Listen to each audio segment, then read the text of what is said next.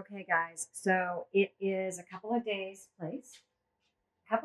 after Thanksgiving, and I am doing my traditional after Thanksgiving bake fest. So part of this you may see in another vlog, or you may see it earlier in this vlog or later. But I made this amazing spice cake last night, and it's already half consumed.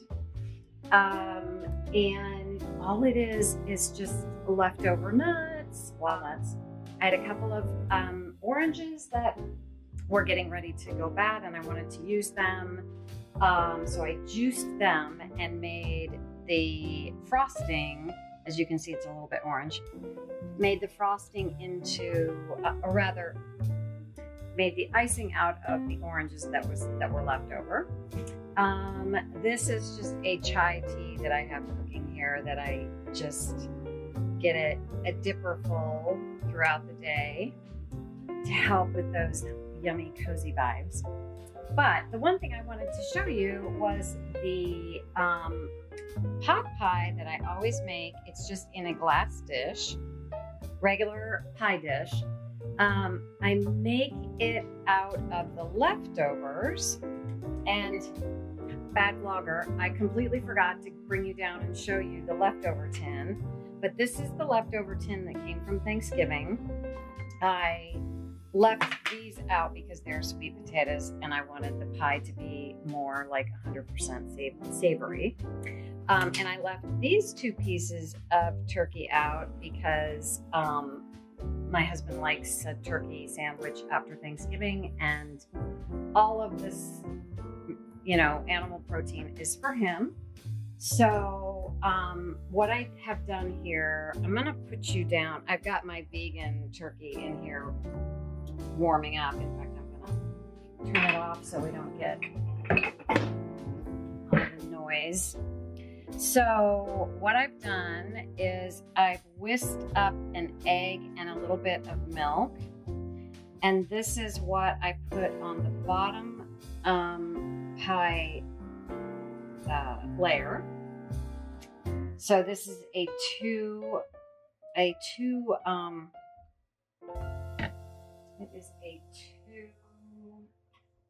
pie crust pie. So I guess you just call it pie crust.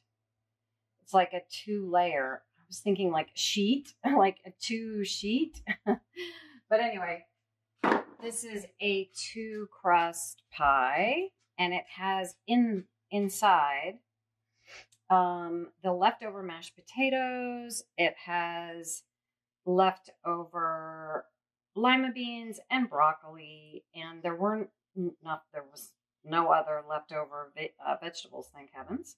Everybody ate their vegetables. And what else is in here? The turkey, of course. I didn't have any leftover onions, so I just used an onion spice from the rack. And I think that is it. I put everything into a white sauce. I put in the mashed potatoes cold, and I just grabbed chunks of them so that they would have a kind of mashed potato bite to them, even though they're in this pie. So I wanted to keep that kind of mashed potato experience rather than whisk the mashed potatoes into the white sauce and have them, because you could do it both ways. I've done it where I have warmed the mashed potatoes and put them in the pie, almost like an additional way to give more body to the sauce. But then you kind of lose the mashed potato experience.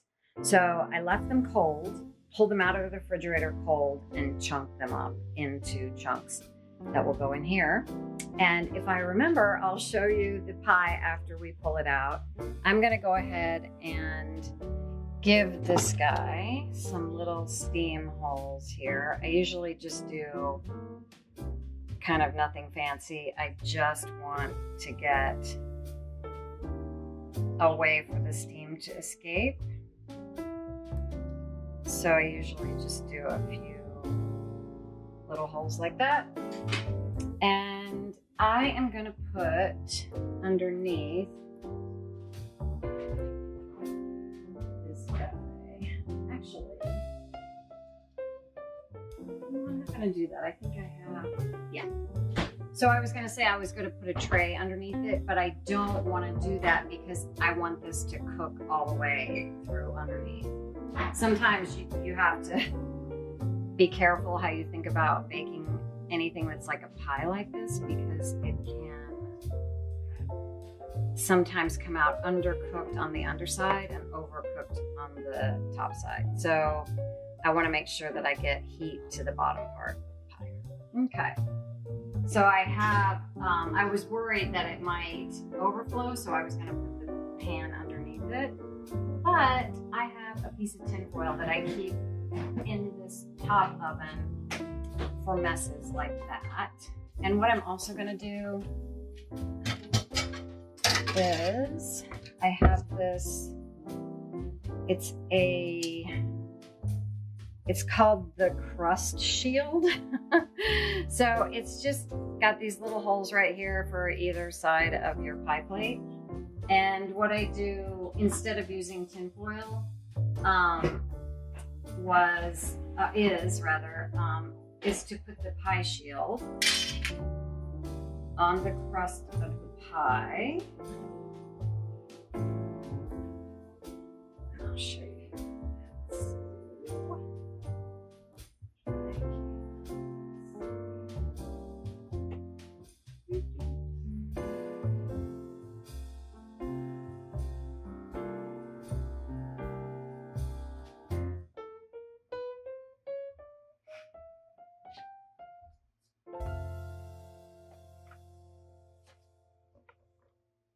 Okay, so what I'll do is I'll put this shield on top.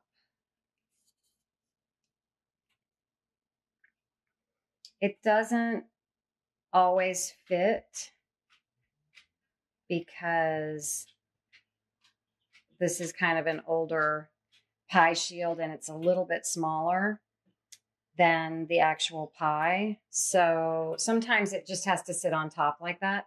But that's okay. I really just want it to be protected in the first part of the bake. So generally I do about 400 for about, for about 20 minutes. And then I pull the heat down to about 350 and I do that for about 40 minutes or so. Everything in there is already cooked. So it's not like I'm worried about the temperature killing or protecting us from foodborne illness. That's not what I'm worried about. I just want to make sure that everything is cooked and not soggy. My concern is a soggy dinner experience for my husband, because remember, this is his leftover meat. All right, so we'll look at it when it's finished. Ooh. Okay, so this is the finished leftover turkey pot pie. There's the little vents that I cut in. They look pretty good. Whenever I try to make them look great, they don't look great. Whenever I'm just throwing them in there, they end up looking really good. Such is life. And this beautiful brown, kind of glossy look is because I put an egg wash on it. It's just a single egg and a few tablespoons of milk. Just eyeball it, whisk it up, and paint it on top before you put it in. Okay, and we'll be back with a picture of it on the inside when supper time comes around.